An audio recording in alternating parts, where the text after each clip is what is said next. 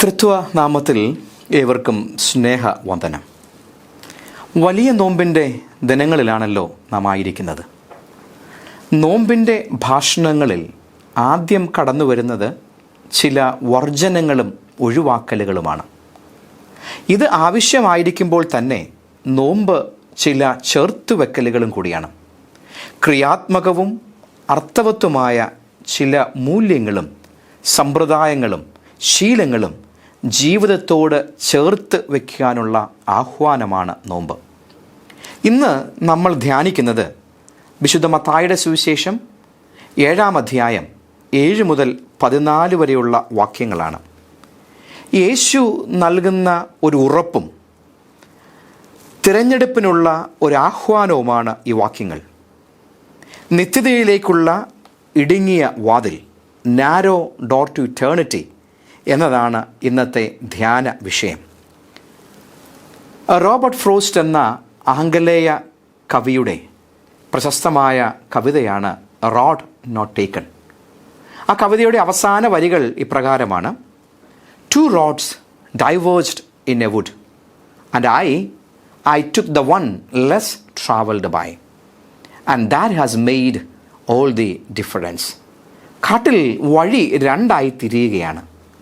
അതിലാരും തിരഞ്ഞെടുക്കാത്ത, അല്ലെങ്കിൽ വളരെ കുറച്ചു പേർ മാത്രം യാത്ര ചെയ്ത വഴി ഞാൻ തിരഞ്ഞെടുക്കുന്നു. ആ വഴി ആണ് എൻ്റെ ജീവിതത്തെ മാറ്റിമറിക്കുന്നത്. ഒരു ബദൽ പാതയിലൂടെ ജീവിതത്തെ ക്രമീകരിക്കുന്നതിനുള്ള ആഹ്വാനമാണ് നോമ്പ് നൽകുന്നത്. വളരെ കുറച്ചു പേർ മാത്രം സഞ്ചരിക്കുവാൻ ധൈര്യപ്പെടുന്ന പാതയിലൂടെ യാത്ര ചെയ്യാനുള്ള തയ്യാറെടുപ്പാണത്. ഇത് നിത്യതയിലേക്കുള്ള പ്രയാണം കൂടിയാണ്. നിത്യത എന്നത് ഇനി എന്നോ വരാനിരിക്കുന്ന ഒരനുഭവം മാത്രമല്ല, മറിച്ച് ഓരോ നിമിഷവും അനുഭവിക്കുന്ന യാഥാർത്ഥ്യം കൂടിയാണ്. Every moment is an eternity. ജീവിതത്തിലെ ഓരോ നിമിഷവും നിത്യതയുടെ സ്പർശനം അനുഭവിക്കുന്ന നിമിഷങ്ങളാണ്. ഇന്നത്തെ വേദപാഠം ആരംഭിക്കുന്നത് യാചിക്കുക, അന്വേഷിക്കുക, മുട്ടുക, ആസ്ക്, സീക്ക് ആൻഡ് നോക്ക് എന്ന ആഹ്വാനവുമായാണ്. തുടർന്ന് അതിനോട് പ്രതികരിക്കുന്ന ദൈവത്തെക്കുറിച്ചുള്ള ഉറപ്പും നൽകുന്നു. അന്വേഷിക്കുന്ന ശിഷ്യരും പ്രതികരിക്കുന്ന ദൈവവും. ശേഷം ശരിയായ വഴിയുടെ തിരഞ്ഞെടുപ്പിനെ അതിൻ്റെ ഫലമായി ലഭിക്കുന്ന നിത്യത എന്ന പ്രത്യാശയും ഓർമ്മിപ്പിക്കുന്നു. എന്നാൽ എന്താണ് ചോദിക്കേണ്ടത്, എന്താണ് അന്വേഷിക്കേണ്ടത്, എവിടെയാണ് മുട്ടേണ്ടത് എന്ന് വ്യക്തമല്ല. ദൈവവും മനുഷ്യരും തമ്മിലുള്ള ബന്ധം ചോദിക്കുന്നത് എന്ത് നൽകുന്ന അലാവുദ്ദീനും അത്ഭുത വിളക്കും പോലെയുള്ളതല്ല, മറിച്ച് നല്ല ദാനങ്ങളെ, നന്മയെ തിരിച്ചറിയുന്ന ക്രിയാത്മകമായ ബന്ധമാണത്. ഡിട്രിച്ച് ബോണോഫർ എന്ന ജർമ്മൻ ദൈവശാസ്ത്ര ചിന്തകൻ്റെ മനോഹരമായ പുസ്തകമാണ് കോസ്റ്റ് ഓഫ് ഡിസൈപ്പിൾഷിപ്പ്. ആ പുസ്തകത്തിൻ്റെ ആദ്യ അധ്യായത്തിൻ്റെ തലക്കെട്ട് കോസ്റ്റ്ലി ഗ്രേസ് എന്നതാണ്. അതിൽ അദ്ദേഹം പ്രധാനമായും 2 ചിന്തകളാണ് പങ്കുവയ്ക്കുന്നത്: ചീപ്പ് ഗ്രേസ് ആൻഡ് കോസ്റ്റ്ലി ഗ്രേസ്. വില ഏറിയ കൃപയും വില ഇല്ലാത്ത കൃപയും. ചീപ്പ് grace is the preaching of forgiveness without requiring repentance, baptism without church discipline, communion without confession. Cheap grace is grace without discipleship, grace without cross, and grace without Jesus Christ living and incarnate. കൃപ വിലയേറിയതാണ്, കാരണം അത് ക്രിസ്തുവിനെ അനുധാവനം ചെയ്യുന്നതിന് നമ്മോട് ആഹ്വാനം ചെയ്യുന്നു. 2 ചെറിയ ചിന്തകൾ പങ്കുവയ്ക്കട്ടെ. 1, വർത്തമാന യാഥാർത്ഥ്യത്തിന് അപ്പുറം നയിക്കുന്ന സൃഷ്ടിപരമായ പ്രത്യാശ. Creative hope, trusting beyond the present reality. വർത്തമാന യാഥാർത്ഥ്യത്തിന് അപ്പുറം നയിക്കുന്ന സൃഷ്ടിപരമായ പ്രത്യാശ. യാചിക്കുക, അന്വേഷിക്കുക, മുട്ടുക എന്നത് പ്രാർത്ഥനയുടെ വ്യത്യസ്ത അനുഭവത്തെ കുറിക്കുന്ന വാക്കുകളാണ്. എന്നാൽ ഇത് ദൈവവുമായുള്ള ഹൃദ്യമായ, ക്രിയാത്മകമായ, അഭേദ്യമായ ഒരു പരസ്പര ബന്ധത്തെ വെളിവാക്കുന്നതാണ്. A mutual love between trusting disciples and responding God. മാത്രമല്ല, ഇത് പുതുമയിലേക്കുള്ള, വ്യത്യസ്തതയിലേക്കുള്ള അന്വേഷണം കൂടിയാണ്. ചോദിക്കുന്നത് പുതിയ ഉത്തരങ്ങൾക്ക് വേണ്ടിയാണ്. മുട്ടുന്നത് പുതിയ മേച്ചിൽപ്പുറങ്ങൾ തുറക്കുന്നതിന് വേണ്ടിയാണ്. അന്വേഷിക്കുന്നത് പുതിയ സാധ്യതകളിലേക്കാണ്.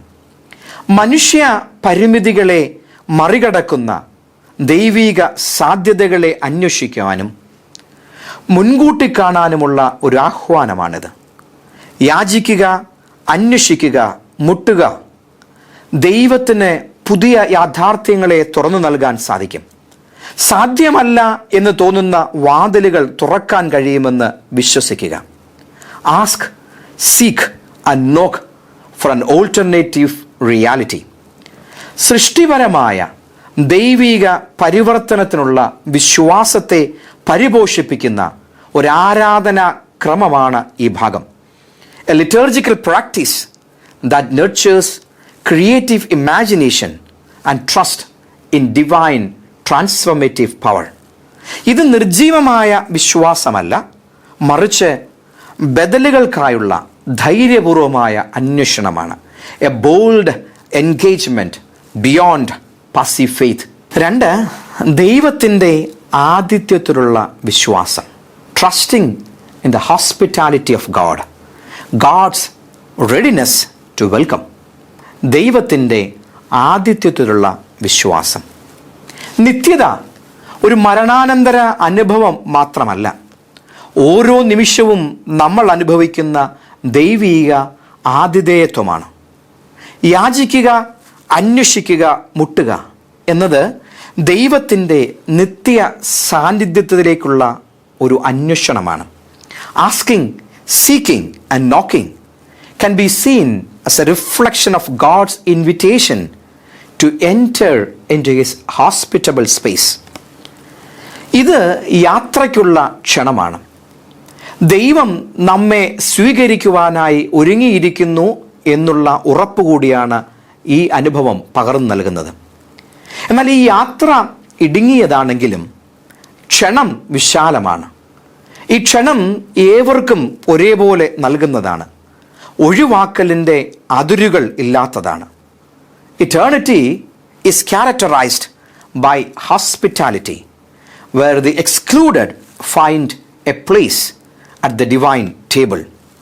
ഈ യാത്രയ്ക്ക് ഒരുങ്ങുവാനുള്ള ക്ഷണമാണ് നോമ്പ് നൽകുന്നത്. Let us hope beyond the present reality and trust in divine hospitality. സകലത്തെയും പുതുതാക്കുന്ന ദൈവിക ഇടപെടലിനെയും നമ്മെ കാത്തിരിക്കുന്ന ദൈവിക സ്നേഹത്തിലും വിശ്വസിക്കാനുള്ള ആഹ്വാനമാണ് നോമ്പ് നൽകുന്നത്. ദൈവം നമ്മെ സഹായിക്കട്ടെ. കർത്താവിൻ്റെ കൃപ നമ്മോട് കൂടെയിരിക്കട്ടെ.